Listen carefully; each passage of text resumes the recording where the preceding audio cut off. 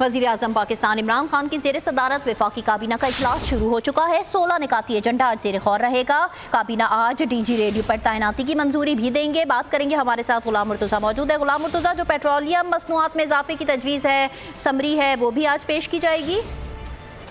जी, आज 16 निकाती एजेंडा है, लेकिन ये काबीना में पेट्रोलियम मसनूआत की कीमतों के हवाले से गौर नहीं किया जाएगा, बल्कि ये वजारत ख़जाना जो है वो वज़ीर-ए-आज़म की मुशावरत से अलग से ये फैसला करेगी कि जो पेट्रोलियम मसनूआत की कीमतें हैं वो किस हद तक बढ़ानी है, क्योंकि जो समरी आई है उसमें 14 रुपये फी लीटर तक इजाफे की जो है वो तजवीज़ भिजवाई गई है।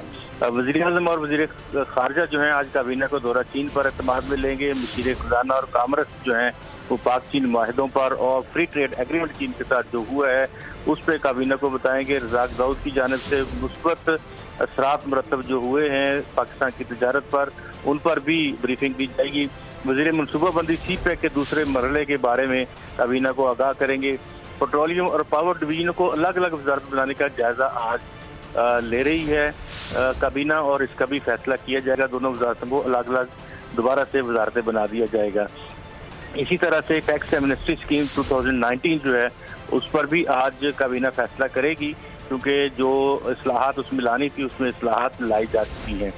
इसके साथ साथ काबीना ऑफशोर ड्रिलिंग के लिए मशीनरी की दरामद पर जो स्पेशल ड्यूटीज़ हैं उनको असना देने के हवाले से भी गौर करेगी। मुख्तलिफ अदालतों में जजों की तैनाती की मंजूरी भी इस एजेंडे में शामिल है।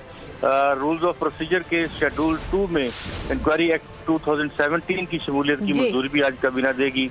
इसके साथ साथ जो आम एक एजेंडा आइटम है वो काबीना बायोलॉजिकल एंड टॉक्सिक हथियार जो है उनको उनके कन्वेंशन पर अमल दरामद के माहदे की आज मंजूरी देगी। इजलास की कार्रवाई जैसे ही आगे बढ़ेगी दोबारा भी आपसे रब्ता करेंगे। गुलाम मुर्तज़ा, फिलहाल के लिए बहुत शुक्रिया।